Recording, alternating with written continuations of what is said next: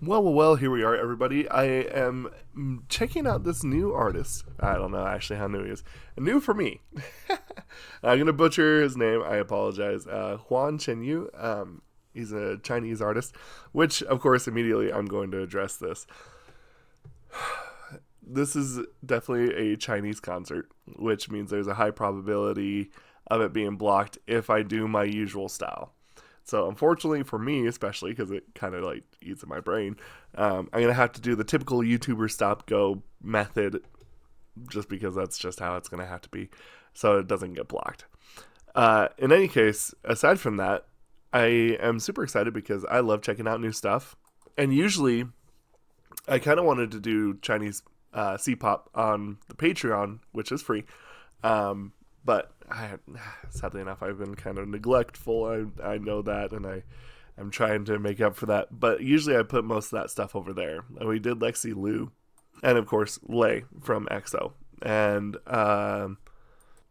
this is the first time since I actually kind of said that I'm going to try and put a Chinese pop, C-pop on the channel mainstay. So anyway, I've never heard of them. This particular artist, and honestly as well, on top of it all, I have to say that I'm pretty excited. So anyway, I apologize for the different kind of formula I have to use to do this. So anyway, let's check it out. I'm going in blind 100%. 昨天我说的那个歌叫有三部曲，写给火写的与火星的孩子对话，其实是三部曲里面的第三首。我昨天的那首《疯人院》是三部曲的第二首。那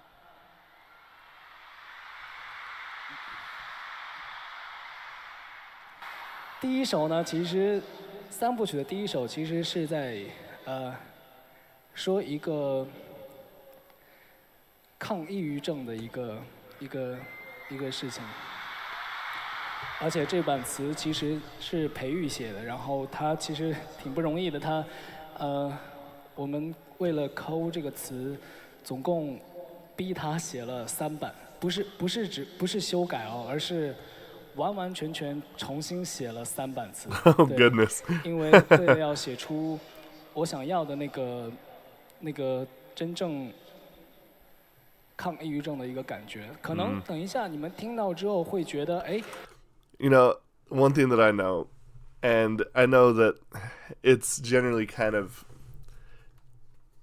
pushed aside with a lot of smiles and happiness and aigyo and everything like that, but we know on this channel that being an idol, or really just being in kind of music in general, is very hard, and it's very, very taxing mentally, physically, and it can cause a lot of damage, and so this totally makes sense.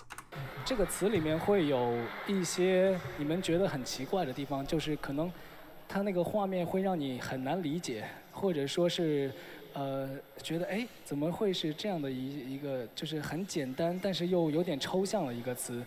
其实我身边也有人当时看这个词觉得很奇怪，然后觉得好像那些画面感是不符合常理的。但是我后来还是坚持要用这版词，是因为我觉得如果一个人有抑郁症，他其实抑郁症患者最害怕的就是身边的朋友都觉得他还挺正常的，觉得他好像哎你没什么事啊，但其实那一刻，当他一个人在自己的房间里的时候，他其实非常的痛苦，所以 The mask that you put on socially, right? I remember one time I heard this thing where, like, the only time that the mask is off is when you're by yourself, and what people's perception of you is the mask that you present to them first. It's an interesting thing, isn't it? Kind of an interesting little thought process. 我们不应该总是会去忽略掉他们平时的一个在我们生活当中的一个存在，然后我们需要去多关心一下他们，然后所以接下来这首歌，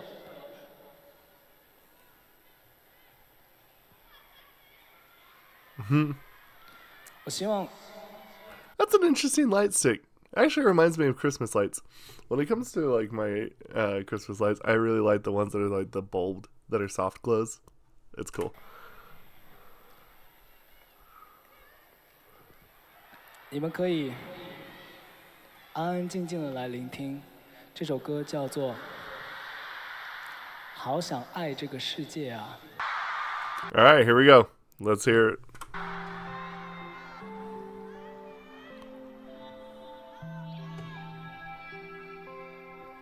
Immediately, I'm getting some classical vibes right there with that.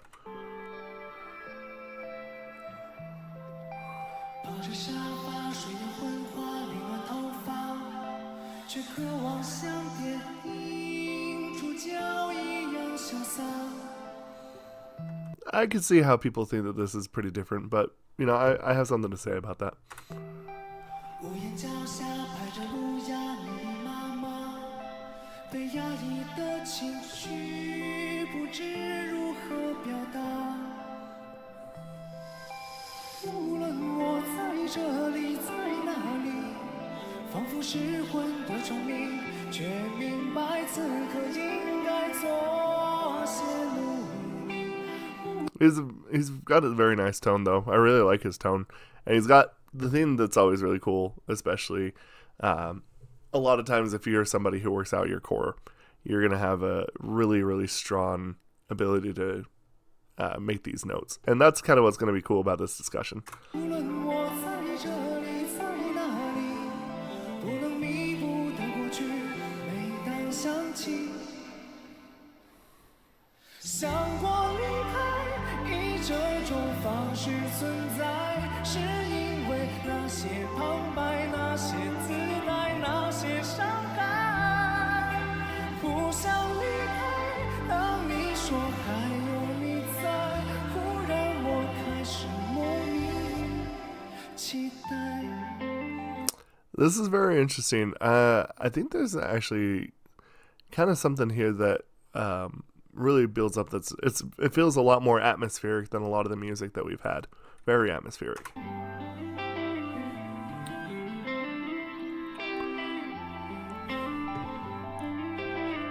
That's cool sounding. 心里心里想，放着电话无人拨打，是习惯孤独的我该得到的吧。不巧呀，把谁推下才算赢家？我无声的反抗，何时能战胜它？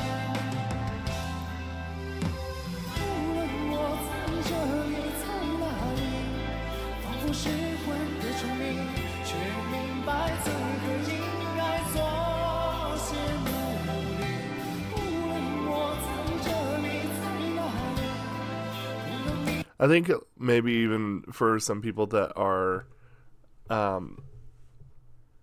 maybe not aware that a lot of times language can actually really affect the sound of things as well. 不得过去，每当想起。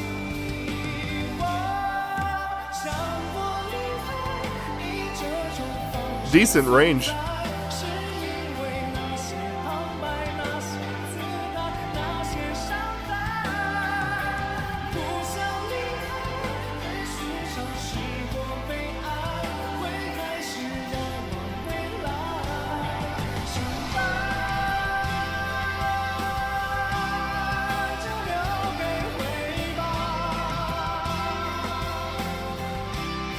Bit of a belter. It's like soft belting.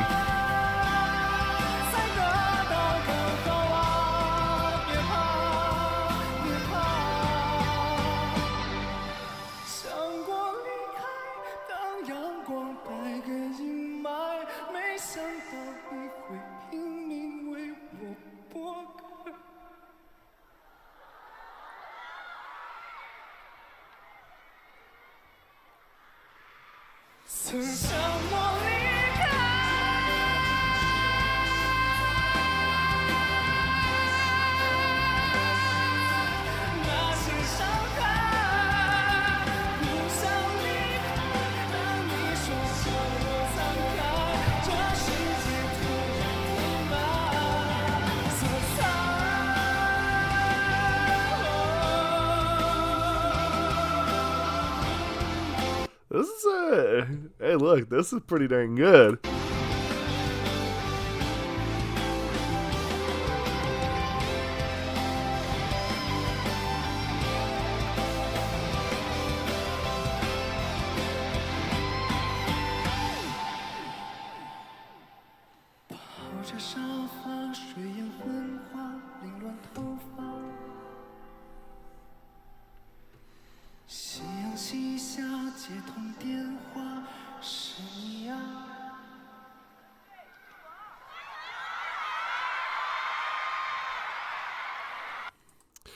That's pretty cool. Okay, so let's kind of talk about this a little bit, because from what I've heard, apparently this particular artist has kind of some heat on him, and I don't know if that's a wrestling term or just average speak, but basically he has a lot of haters, and because of his styling. And let's talk about why, maybe for a chance, that is a misconceived idea. And that is mainly for something like this.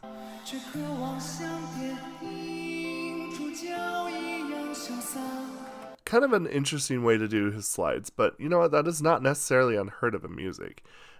Is it different? Yeah, I'd say it's pretty different. I'd say it's pretty uncommon.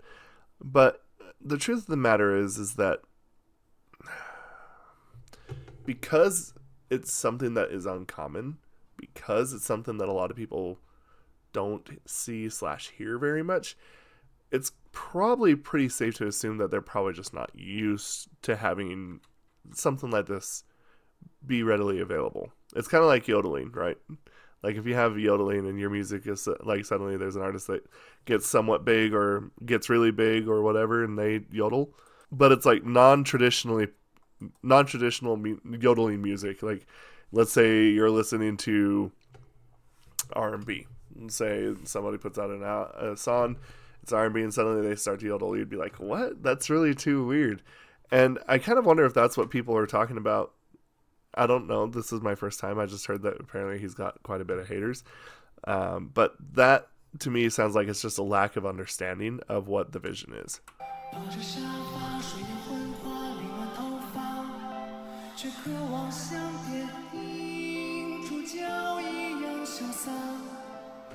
But the truth is does that really take away the emotion from what he's trying to get in? I don't think that does. I really don't think that should be any sort of concern. If it's really that big of an output, then honestly, it's probably just something that's not meant for you. And if you're one of those people that hate someone because it's something that you don't personally find any way to connect with, then you should just move on. But, so let's talk about some stuff. He's clearly more of a belter as well.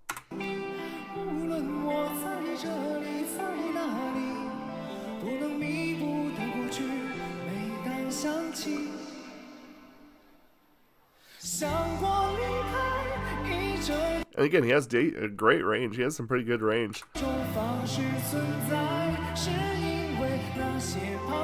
I feel like this is a lot more, funny enough, in terms of like structure and sound, it's actually fairly more, I would say, traditionally done than, say, like for me, I feel like when I listen to a group like SB19, a lot of their stuff is really experimental and has like a lot of different sounds and it's very dramatic, whereas this feels more traditional, almost kind of classical music-esque in a lot of ways.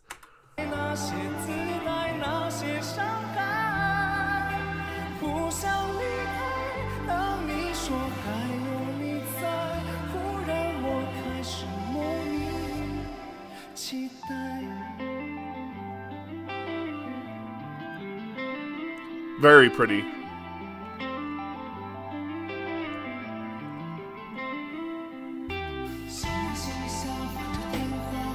I did have to say, like, as somebody who's generally not really had a lot of people surrounding him, I totally get what they're going for in this song. It feels pretty relatable.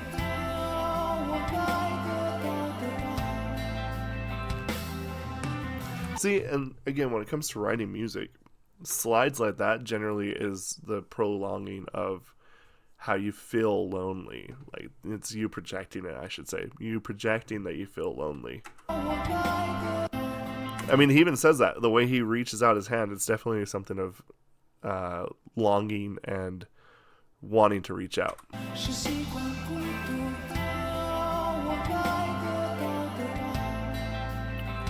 See, body language is something that I feel like I could do a million different videos on.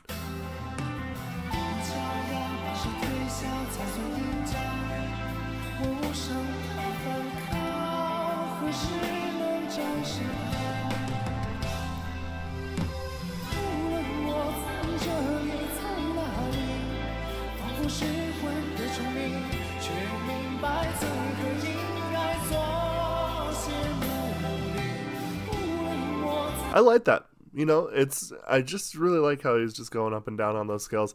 Like I said, it feels very traditional. Like classical music traditional.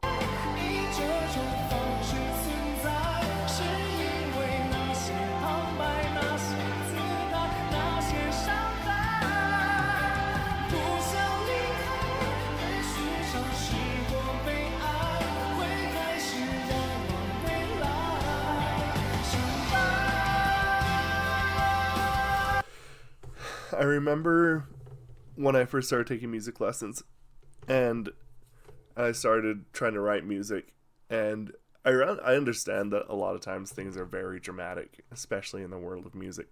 And that's kind of one of the more interesting things that I would love to kind of discuss, I guess, in a sense.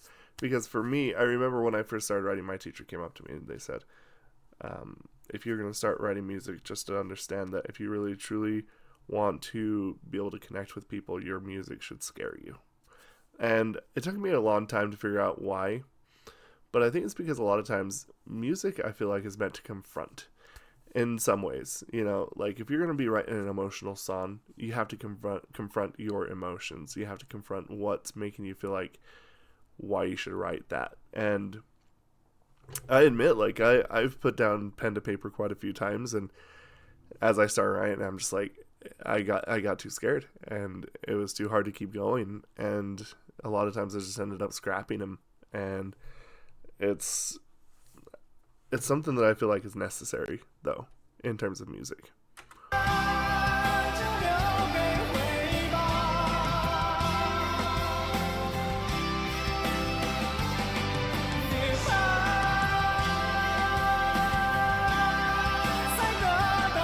Do I think that he's like a super weird sounding artist? I can think of like a couple right off the top of my head, and this is probably the first time I've ever dropped this name on the channel. But Dimash, that's a very very different voice. Vitas, also very different, probably more different than this. This is, I think he has a unique style. I wouldn't say that it's like, whoa, this is too weird for me. I mean, like, come on. I'm impressed. I like this. And honestly, I am tempted to, I shouldn't say tempted, I would be very interested in seeing more. So if you are a fan of Chenyu, leave some suggestions down in the comments below. And I do have one other song that I do have that I'll probably be posting as soon as I can get to it from his. I think it was the one that he mentioned, Madhouse. That's probably the next one I'll do. So anyway, if you like this as much as I did, please let me know down in the comments below. Thank you, and bye Victus.